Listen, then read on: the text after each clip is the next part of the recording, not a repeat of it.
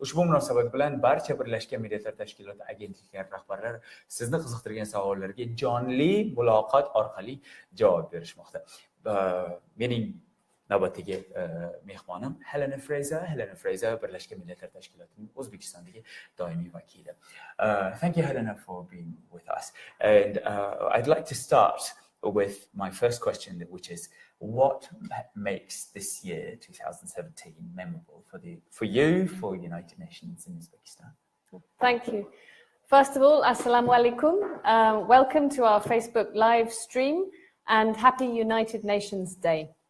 2017 has been a big year of change in Uzbekistan. It's also been a year of change for me personally as I moved to Tashkent to take up my functions as United Nations Resident Coordinator. What's really struck me in the time I've been here is that this is designated by the government as Year of Dialogue with the People and Human Interests. And this year has really seen some tremendous changes, often with input from the citizens of Uzbekistan. And I think this has really been a great step forward, a new page in the development of the country and in the goal of the government to increase the prosperity and the livelihoods and achieve human dignity for all people in Uzbekistan. What's really special from the UN perspective is that in February this year, the government adopted the Action Strategy 2017 to 2021, which in fact encapsulates all the priorities under the Global Sustainable Development Agenda. Now, the Global Sustainable Development Agenda is an agenda that 193 governments, to include Uzbekistan, adopted in 2016. And the action strategy covers all the areas that are included. And this, the United Nations works to promote prosperity, peace, human rights, and sustainable development around the world. And it's really great for us to have this action strategy as a guiding document under the overall framework of the Sustainable Development Agenda. Talking of the Year of Dialogue, it's also been a year of dialogue with the United Nations. We've had visits from the UN Secretary General, Antonio Guterres, earlier this year. We've also had a visit from the High Commissioner for Human Rights, and more recently, the Special Rapporteur on Freedom of Religion or Belief. And I really think that these visits have taken us to a new page in terms of cooperation between the government of Uzbekistan and the UN family on a whole range of issues, including peace and security. And again, there will be many high-level visitors from the UN family here in just a few weeks' time at the International Conference on Security and Sustainable Development. But we've also seen progress on human rights issues and on sustainable development issues through this joint collaboration between the government and the UN family. Thank you, Helena. So another question from the audience. The United Nations has worked on a very ambitious agenda called Millennium Development Goals, and now there's a new agenda, Sustainable Development. How is the new agenda going to fill in the gaps left by the MDGs, and how is it going to change? Well, it's a really interesting question, because the Sustainable Development Goals, which are here behind me on the screen, there are 17 goals, which is more than double the number of Millennium Development Goals. And what's important about them is that they were designed in consultation, in the widest possible consultation with all possible constituencies. And that includes civil society organizations, NGOs, businesses, governments, national and regional governments, as well as municipal governments. These goals really encapsulate the world's better ideas, best ideas to achieve sustainable development. And they really build on the outcomes of the Millennium Development Goals. What's critical is that the point of the SDGs is no one left behind.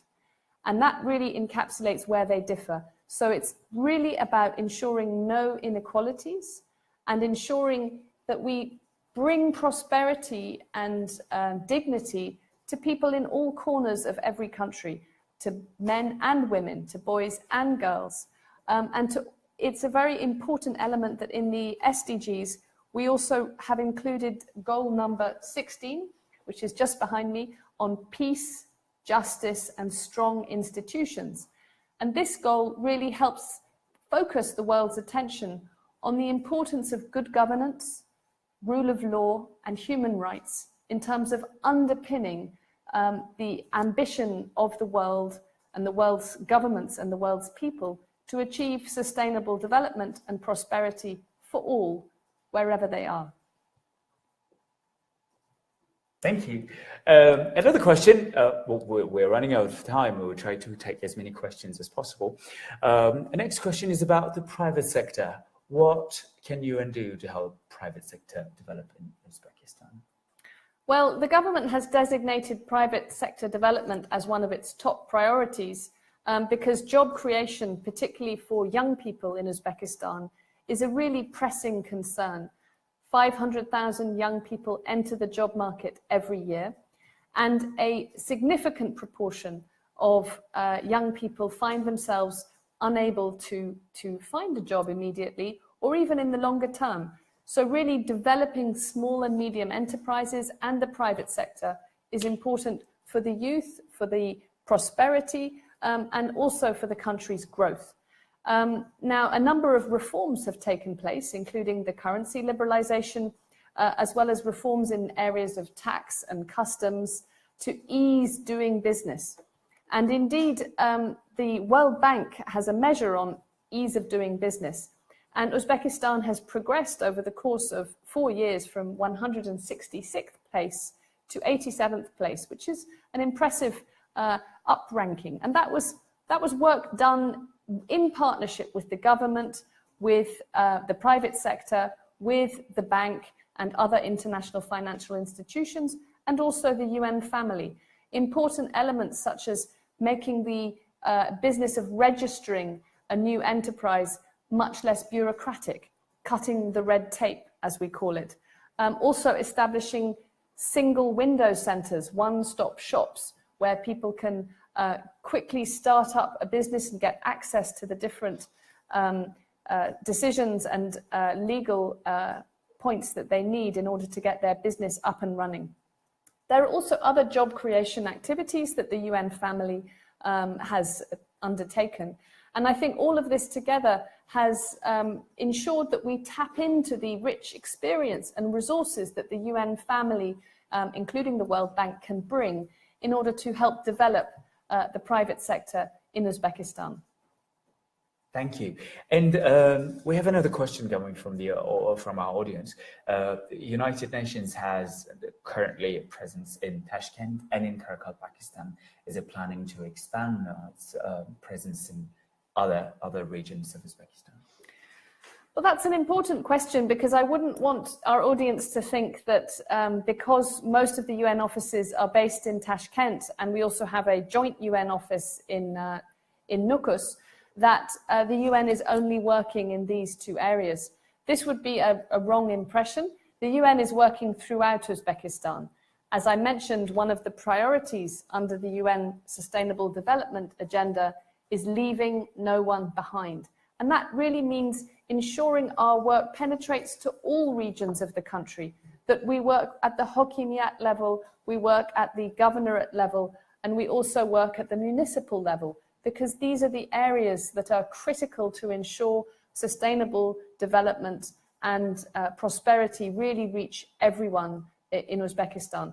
So when you visit, for example, as I have done, some of the project sites of the UN family, we can see schools across the country, we can see health clinics, we can see work that the UN has done with farmers on improving irrigation systems, or work that the UN has done to support labor reforms in Uzbekistan. And this is happening throughout the country.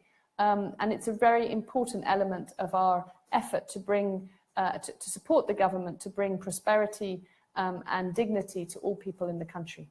Thank you. And our most popular question, the last question I think I would say, is how can ordinary people engage with United Nations, be part of the United Nations and help its work?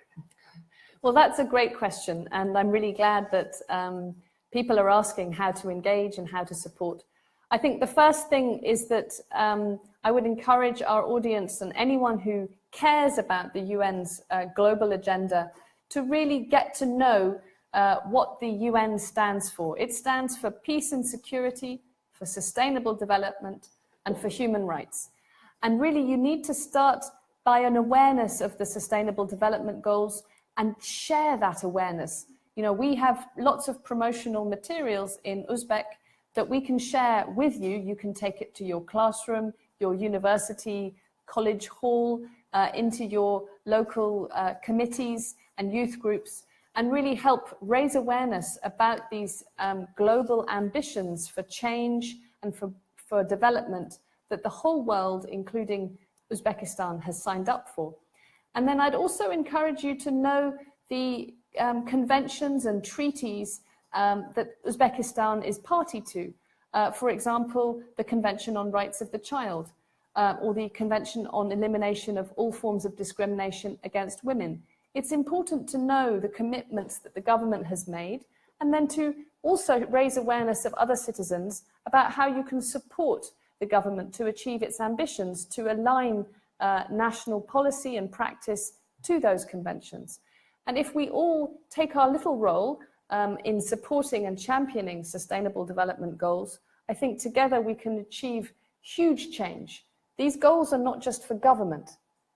They're not just for the UN. They're for the whole world and for all people. So I really encourage everyone to get out there, raise awareness, and become our partner. Thank you. Thank you, Helena, very much for your answers and for joining our live stream. Azizlar, e'tiboringiz uchun tashakkur. Biz yana bir necha daqiqalardan so'ng qaytamiz. Kuzatishda davom eting. Savollaringizni yo'llashda ham davom etavering va biz albatta bu savollarga batafsil sizga javob yo'llashga harakat qilamiz. Rahmat. Rahmat.